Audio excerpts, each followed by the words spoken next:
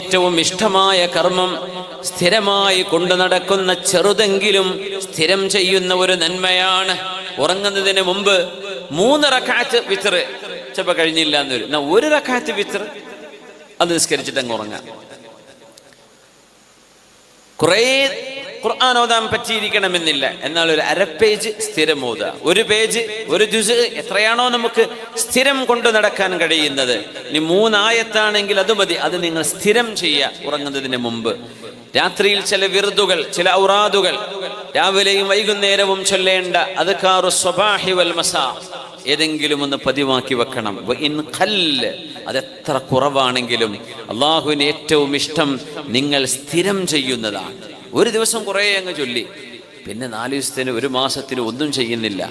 അതിനേക്കാളൊക്കെ എത്രയോ നല്ലത് വളരെ കുറച്ച് നിങ്ങൾ സ്ഥിരം ചെയ്യുന്നതാണെന്ന് പുണ്യനബി സ്വല്ലല്ലാഹു